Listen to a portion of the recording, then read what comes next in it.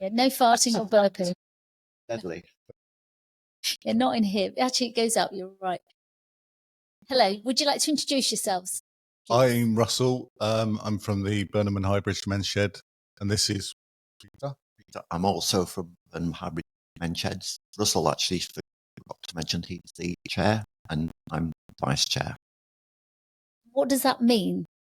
What does it mean? Well, first of all, what does a men's shed mean? Because some people don't know what I mean, I know what the men's shed is, but lots of people don't. And also, what does being a vice chair and a chair? Okay, let's do the Men's Shed bit first.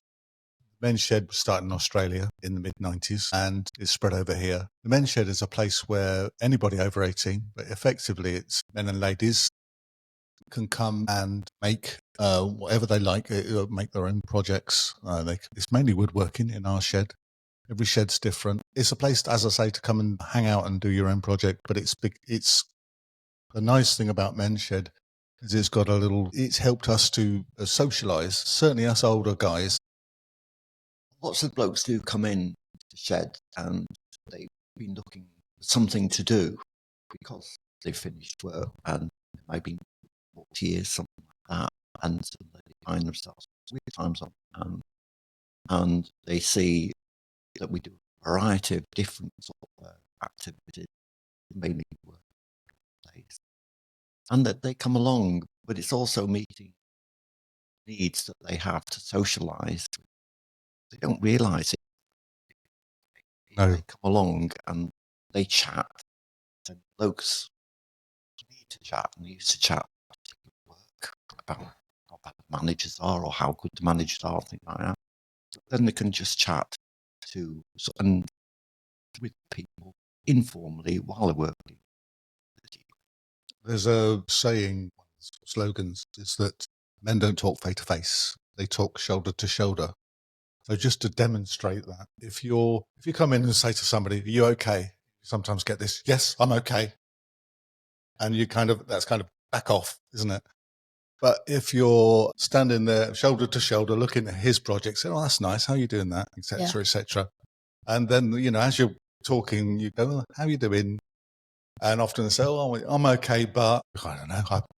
My wife's not very well," or whatever. And then you start doing it, but you've got another focus. You're looking at this piece of woodwork, so it takes the pressure off. You're not just sitting in a big circle, just putting pressure on people, saying, "Are you okay? Are you okay?"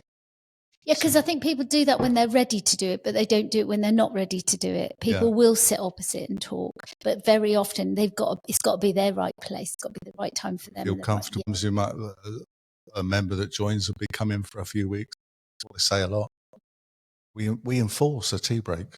We have a tea break at 11 or 3 for half an hour. Make everybody stop. That's where the magic happens, really. Yeah. Kind of people they come out of themselves and start talking after a few weeks. Obviously, we talk about all sorts of stuff in the tea break.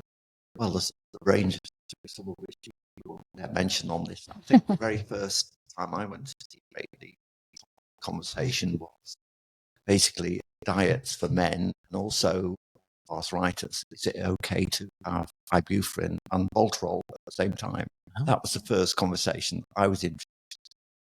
But now it just does range from anything, football to politics, things like that. I think the first time I came, we were talking about prostate exams, which you wouldn't necessarily talk about. It sat in Costa, that's so right. We all felt comfortable enough to talk about that. Naturally, that's a good discussion that men need to have. In fact, we did a prostate testing day last year, which one of our members, we found he had prostate cancer and got it treated. Absolutely brilliant. Chairman, in terms of being a chairman, it's just being part of a team, really, leading a team. Have got a really good treasurer and membership secretary.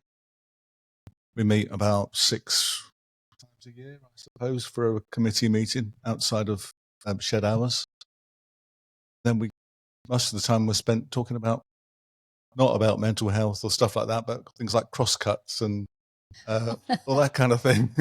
Things there. Costings of the crosscut and how we're gonna make people they're up behind themselves. All sorts of really mundane things like that.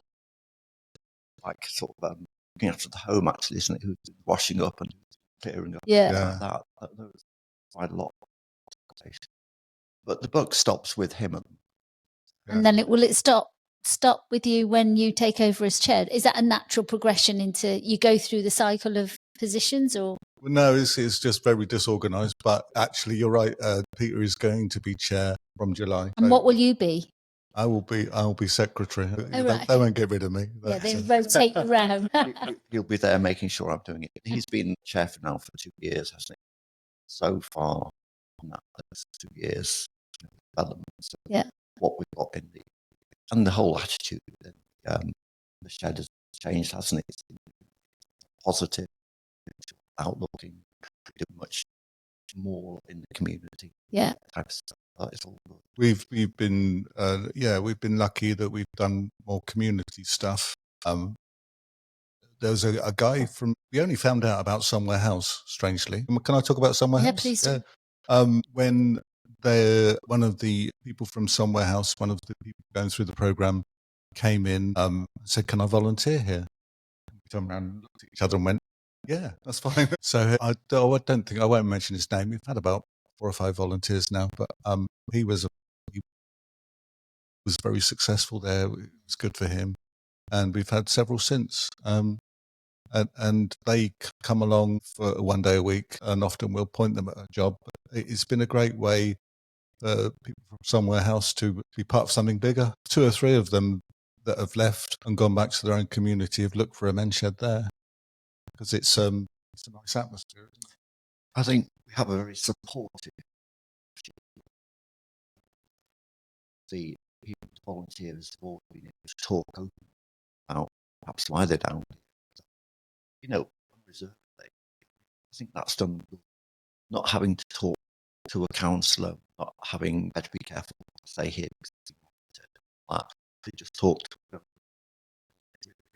I think that the thing about it also, it's education, because very often people are quite naive about somebody that's in early recovery or somebody that has been in addiction. We think we know what an addict looks like, and we think we know what an alcoholic looks like, but 9 times out of 10 we ain't got a clue really. But they can educate people, and I know a lot of organisations that our guys have done voluntary work at, they've educated them rather than just been a volunteer, if you see what I'm saying. And I think that makes a huge difference, because it breaks down those barriers that, like you were saying about men only talking to the side of each other, if you see what I'm saying. It does break down those barriers of communication in different ways, really. That's the point to make. They benefit as well as individuals. Yeah. And as an organisation, much open now and able to accommodate people. Well, it's funny because we've moved, as you know, we've moved from next door into here, and there's a box over there on the floor, and in that box is all the negative responses when we wanted to open the rehab. The newspapers, the petitions, we don't want these people here. All of that. We had all of that. And yet now people will embrace people because they give so much more. The rehab gives so much more to the community. And then we've got the charity alongside that actually enhances that as well by giving back to people in other ways, through the counselling service. But, people are quite naive, really, aren't they, about it? It's a bit like the men's shed. People have this idea that you only go there and drill a hole in a bit of wood. But the value of the men's shed is not that. It's a wider value. Yeah, I agree. We were talking when we were driving over. We didn't sit at home going, "Oh, I've got to join someone that's going to improve my mental health." No. You go, "That looks good. They've got some tools there. I haven't got at home. I'll go and give that a go." The mental health bit has come for free, really. It's just sort of sneaked up on you. You kind of realise that you found a little circle of new friends, and you can talk to these people and get stuff off your chest, which you can't necessarily talk about with your wife, or or you don't want to, or you don't want to. Yeah.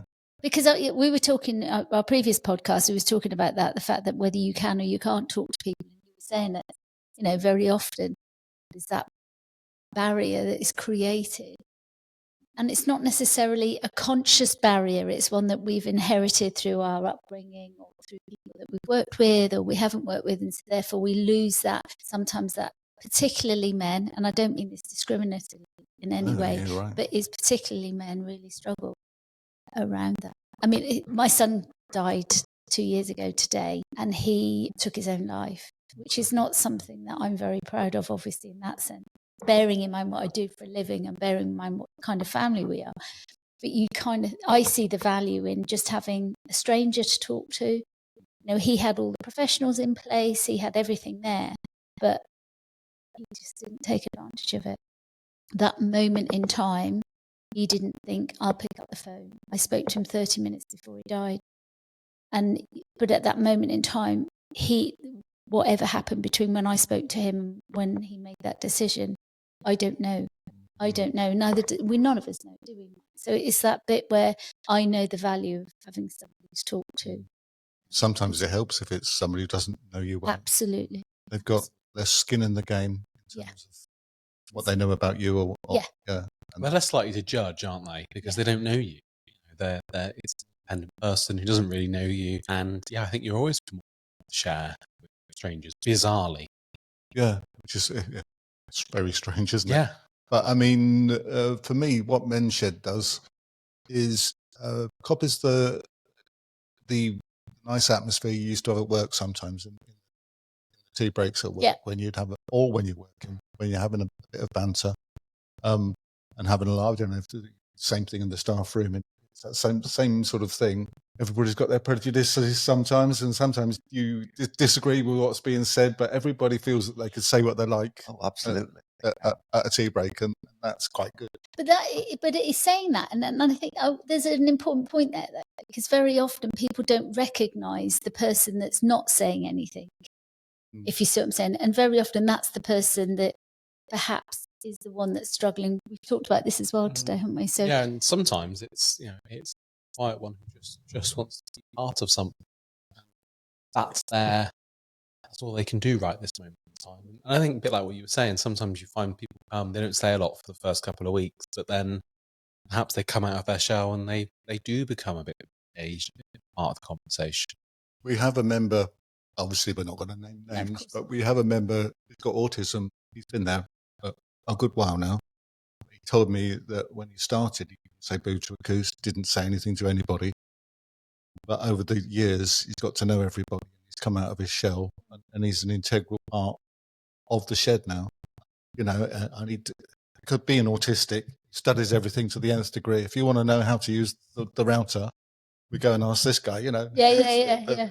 Because he's got that concentration and can concentrate on one thing properly. Some of us are a bit lackadaisical. Well, I think one of the things as well is that you get lots of phone calls from different shedders, and I'm getting increasing phone calls. Just sometimes just during the day, and after the conversation, I thought, why they phoned up? It's because they wanted to chat. That's all they wanted, just someone speak. They make an excuse. Is the router working? They actually wanted to chat. And the same person I'm thinking of went out of business shed, and they were telling me the shed saved their life.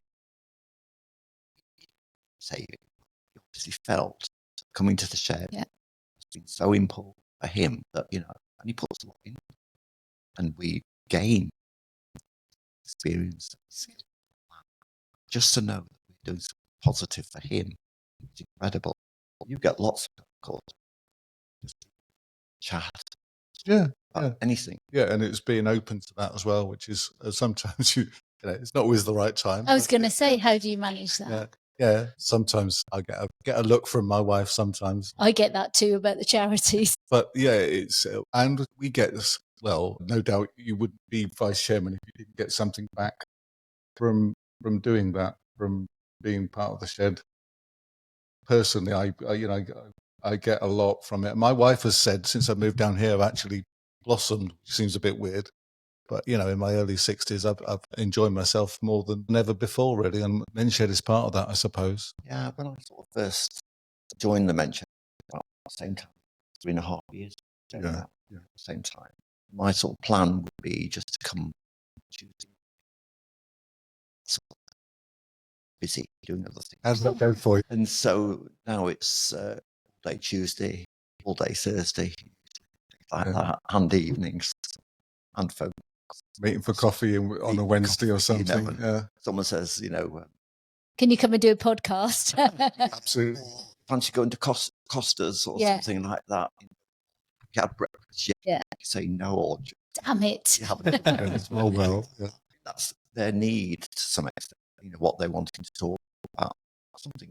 But also, do you have not a need, but there is an indirect need when you are in a helping capacity to kind of, because you've got to get something out of it. You can't just do this because it's what you do. It's like you feel you have to. Yeah. You wouldn't do it for long enough, would you? Yeah. You wouldn't be able to sustain it. Yeah. And I think that's the bit, isn't it?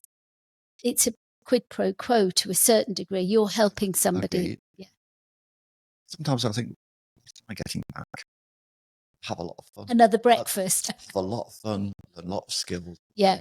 And knowing that people move on and making a positive contribution to their lives and to my life. Yeah. That's most important. But to analyse it, what I get, it's all of those things. It's so many little.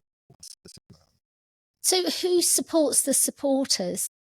If you see what I'm saying. So do you know what I'm saying? I do know what you mean. Yeah. We always moan. It's always the supervisors doing all the hard work. But we wouldn't do it if we didn't want to. No. But we support each other. Right. We moan. We moan like anything. Why don't the members clear this up? Or why are they not doing this? Why am I out doing a craft fair for the shed? But we do it because we want to, and we get something. And it's nice to look back over 2 years and go, okay, well, the shed's better than it was 2 years ago. We do more of this. We do more of that. And how long's the shed in Burnham been going?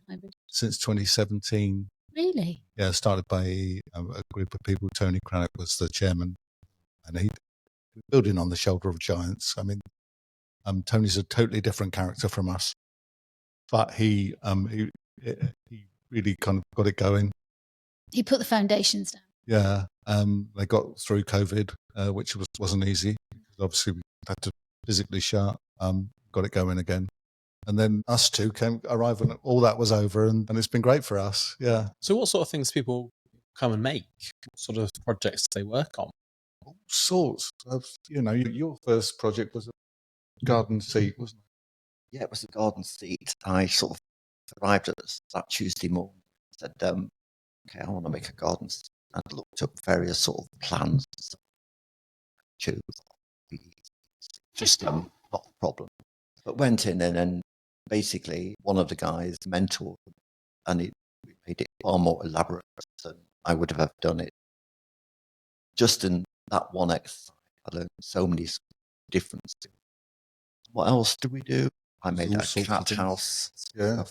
Cat, which thank God after 2 years he started to use that sort of stuff. It's like living in a village for 5 years, is it? Yeah, something so that. And yeah, it's all sorts of things. People can bring their own projects. We've got a shed full of wood scraps.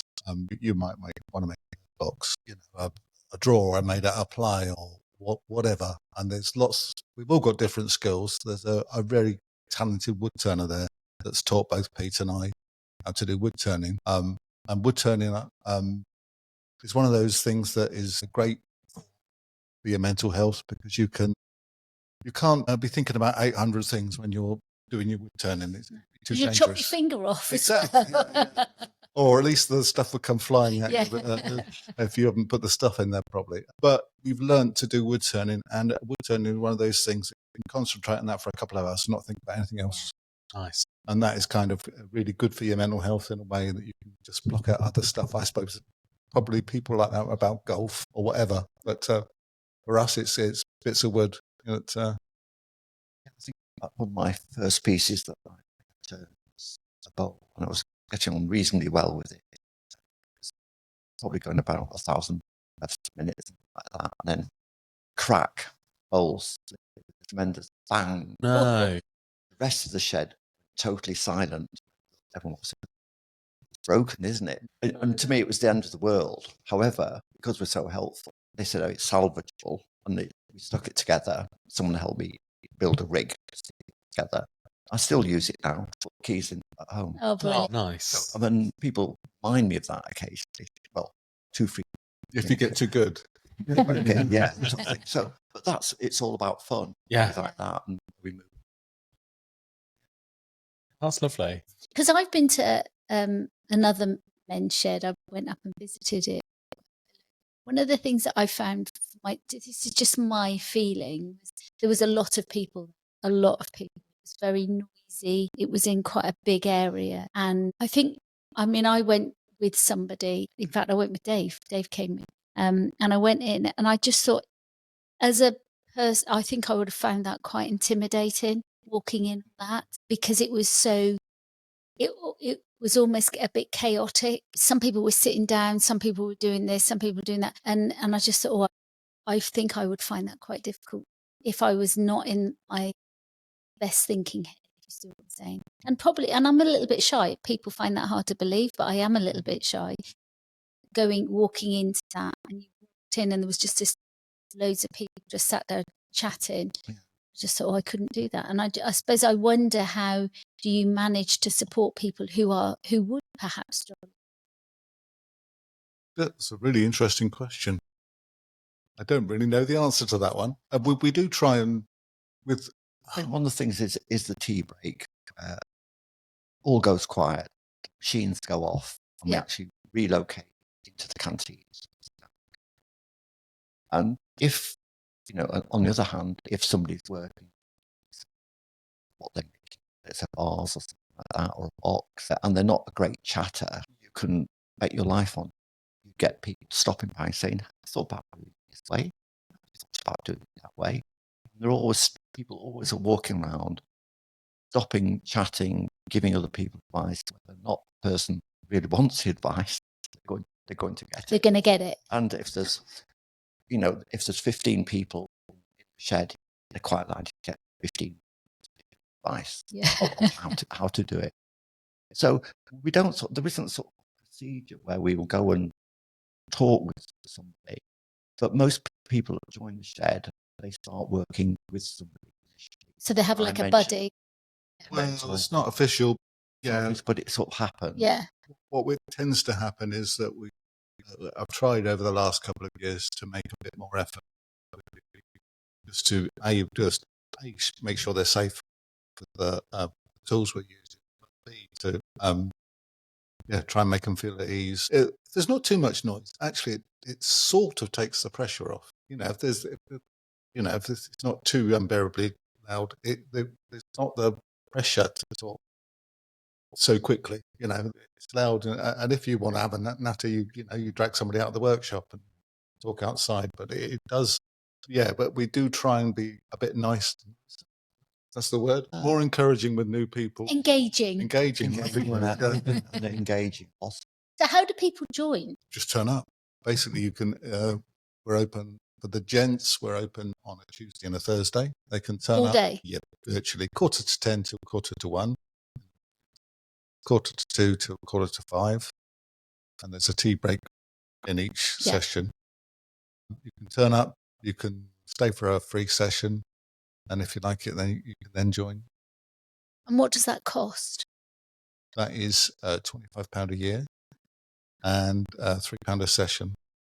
And if you join after July, it's £12.50 for the rest of the year. Yeah. I mean, that's sort of £3 includes biscuits and use of tools. I can't even get a coffee for. I was just about to say. And unlimited. Really good. All 25. So what happens if somebody came to you and said, I just don't have £25. Can I pay you £2 a week for my membership? Would that be We would put it to committee and make that something decision. out. It's not really happened yet. Most people have got 25 quid. Yeah. But somebody on benefits might not have a spare 25 quid. Yeah. Well, it's not something that's arisen, but as soon as it does, we'll approach that. Yeah. What we do if you get very established and become a supervisor, you can supervise a session, you don't have to pay. So that's a good way to be free. Oh, right, yeah. It's quite a fair way. Yeah. It's a good way of encouraging people to kind of help support the shed. Accelerated sort of career from a newcomer to a supervisor within 2 weeks. sessions. Oh, I'm trying not to name names, but the guy who was there yesterday, Yeah. He hasn't been a member very long, but he's enjoyed shed so much that he's become a supervisor, hasn't he? Yeah. So, you know, we'd like to have people that are more supervisors, the more we've got in our family, as it were. I think we have a thing of never say never, never say no, say yes. Yeah, we have some mad crap Can we ideas. think about it? And Yeah. I think that's really nice because you are going to encourage more people to join and everything. So I guess, you know, obviously the income for the shed is quite low. It's not huge. So how do you fund equipment? Where does the equipment come from, and tools, and things like that? We've got a nice reserve, which has built up over the years, which is good, which is a good disaster fund, shall we say. Secondly, we fundraise. So we do craft fairs. What else? We do craft fairs, we do raffles, we have one sort of party evening with the Ritz. Yeah, we were at the quiz evening. Yeah, they do. Yeah, we do that for the charity. That raised us about nearly £300. We provided some raffle prizes, and it was a good fun night out as well. Yeah, it was. And we get a lot of donations. Yeah. Giving up now or doing whatever they're doing. And I've got a shed full of stuff. Take it. We are able to take lots of stuff, which we'll use ourselves. And we always had the caveat on you. Is it okay? You sell it on, either by us, fairs, or seriously thinking about doing a sale. Yeah, and look out for us at your local boot fair soon. But it's getting people to do that for you, though, isn't it? It's somebody that's going to be willing to do it. It's the same old people, actually. Yeah, of course it is. We know that. Always ask a busy person to do something because they'll do it. Yeah, because I still work part-time. So what did you do before you started doing what you're doing now? All sorts of stuff. Really? Oh, okay. I used to work in my dad's wood yard, hence the wood bit. The wood bit, yeah. Okay. The reason I'm a motor mouth is I used to be an actor. Right, okay. Before I came here, I was also a Slimming World consultant. Hard to believe now because I put some weight on. But so I've always been used to talking, which is why I guess they looked at me and said, he could be chairman because he's got a lot to say for himself. Gobby, yeah. And you were a teacher? I was a teacher, yeah. I started off teaching when I left uni and then stayed that all my life. And had a lovely, great career doing whatever. And what were you teaching? Was there a specific subject?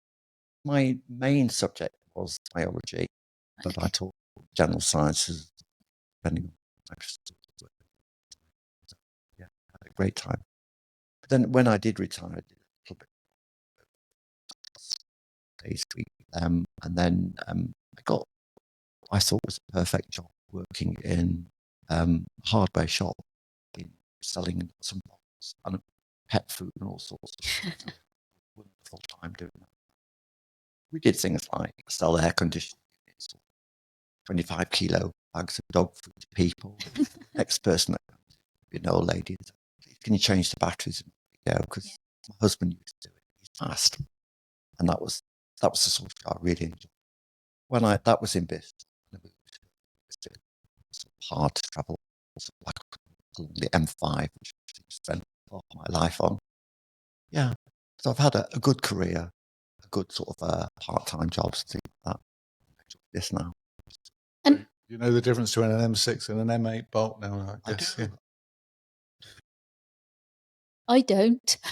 I don't. The only thing I do, when you talk about tools, I know about tools because obviously building the house, we built this house, there's no we in it. I had nothing to do with building the house at all. I bossed people around. My wife says That's that. quite We're right. going to do this. But Dave obviously built the house with, but I know that like I've had to order tools. So they have to send me the links and then I have to work out where I can get it from, the best place to get it from, and who will actually allow me to pay for it online because it's a pain in the backside. So I'm quite au fait with tools. I know what we're talking about. I don't know M5 or M6 bolts. So the thing we've mentioned, raising bids to increase our sort of grants and things like that. Yeah. successful. But there are sort of capital items. So pounds on the diesel, pounds, that type of thing. It's quite hard to find. But yeah. Yeah, we're always raising funds, and it's for things like the next thing is probably dust extraction. Yeah. Oh, I've just got one of them. Yeah. But it's for some source. Somebody, there's something that they've got an They're really expensive though. They're not cheap. They're not cheap at all. Do you ever get people to sponsor at all?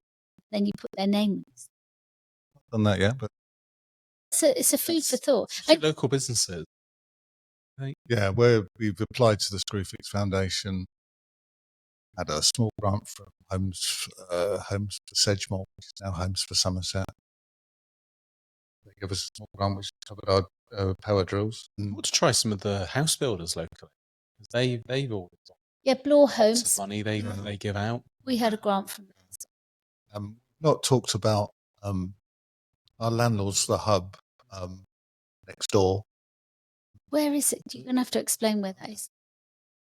Burnham and Highbridge Men's Shed is in Pearce Drive, which is not very far from the Highbridge Co-op.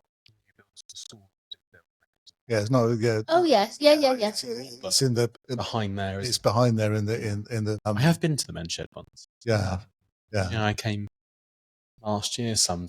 The hub went to the Bath and West.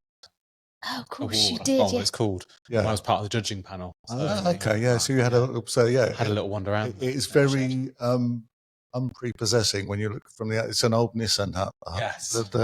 The shed is, and it's only when you get inside, and even then it's a bit scruffy, but it's got some premium wood tools. So do you have all your? If you just got that, nobody else uses that facility. It's just you guys that use that facility. Yeah. Because of the health and safety of course. aspect, yeah. So everybody comes to the men's shed, gets trained on how to use each tool. But so therefore, we do try and do community work to make use of all that. Do you have to rent that building? Yeah, we rent it from the hub, and the hub has gone for permissions for a rebuild. So they're talking about knocking both our piece down and the hub. Rebuilding and on the same site but in a slightly different place. So the hub themselves will be looking for funding from I don't know where. Yeah, all sorts of different places, probably EDF, Hinkley Point, and we'll obviously move with them. We'll have some of this new building mentioned. Some will it'll accommodate hall, yeah. So that's been new and exciting. But the permissions have been granted, but there's no funding yet, best to my knowledge. We've talked about this. There will be a time when men's shed will be closed. So to relocate temporarily and also build the out of shed social activity. I try a breakfast for men's shed members.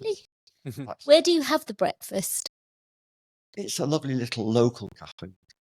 Yeah. Barn is Market Street. Okay. We get about 19, 20 members. So amazing. Really good. Yeah, and it's a good extension of our tea break, basically, isn't it? It's a good chance for us to see each other out of shed and have a good natter. One thing I haven't mentioned, and I should mention, is that there's a ladies' section.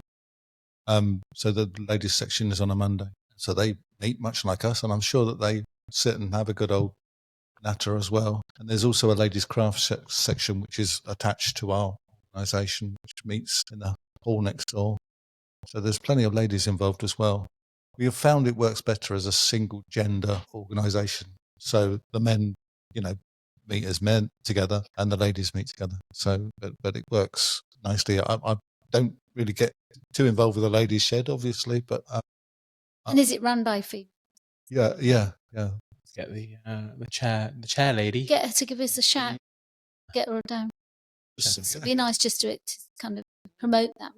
Yeah. Because I think I many years ago, I used to work for the NHS, and I used to run a women's group, and I carried on with that for a long time. the value of having single sex groups is phenomenal because, like you said, there's a culture, there's a female culture and there's a male culture. And I don't mean that, I'm not trying to generalize people, but it is, like your communication skills are going to be different to mine and vice versa and stuff like that. And I found the women's group was just made such a difference to people's lives. And then I did a mixed group. I didn't run a men's group for obvious reasons because I can, but it was absolutely amazing just having, and I know for myself that having just being with women sometimes can just be. Yeah, you've got a good old moan about your other half, for example. Yeah. I do that anyway, so don't worry. I got no qualms about moaning about it. Fab, well, I'm conscious of time. Oh my gosh, I'm sorry, we've dragged you out. Is there anything else that you wanted to add, or do you want to share how people can come and? You mentioned that obviously the men's shed's open Tuesdays and Thursdays for men to come along. Do they need to contact you beforehand, or can they literally just turn up? They literally can turn up. If they wanted to, they could email us. Yep. BHMenShed. Yeah, I would encourage people to come along. We haven't scheduled an open day. Sometimes we look out for an open day. We sometimes do an open day. We also are on Facebook as well. Facebook group. Brilliant. So search for that. There's much else to mention. I think the other thing is there's lots of men's sheds around, isn't there? Oh, yeah. If you see what I'm saying. And I know certainly there's one in Axbridge. I know there's one in Wedmore. Obviously, because I live around here, so I know that. And I think Axbridge covers Cheddar, doesn't it? And all of those other. It's the valley, isn't it? Train station, isn't it? Yeah, that's correct. We've been out and around to other men's sheds. Yeah, wow. And we've been a couple of times to Bridgewater. Yeah. They're lovely down there. You go there and obviously you go, oh, that's good. Yeah, you learn from each other, don't you? That's so we found a place to find a defibrillator, for instance, which again, that's another thing we raise money for. Yeah. So we've got around defibrillator for a certain age. Yeah, so it's great. It's something we probably want to do more of is foster contact between sheds, isn't it? So, yeah, I think we could use the men's actively. They sort of like an umbrella. It's controlling group. I learned lots of that. We get. Yeah. I bet you get ideas and things like that, isn't it? That's the whole point of sport and stuff like that. For instance, they organised a link up with Ron Seal. Yeah. And get free stuff from Ron Seal. Yeah. Gave a list of. I'll have some of that. So. There's a company in Cheddar, isn't there? What's that company? Provine, isn't it? Polyvine. Because they do lacquers and bits and pieces and oils and stuff like that. Checking them out. When the Ron Seal stuff runs out. Yeah, it is. It's always worth giving a shout. There's lots of places to. It's been really lovely to meet you. It's nice to put a face to a name now, if you see what I'm saying, because Mandy often talks about. We talk about it. Yeah, we do. I said to her, have you been down? Yeah, I've been down. Yeah, well, you're welcome anytime. Thank you. I can also give you the ladies' contact. Yeah. If you want to go and visit them. Yeah. Well, hopefully get them here. Get them here. Yeah, if you could do that, that would be really helpful. Thank you so much. You. It's been great. Much appreciate it. Good.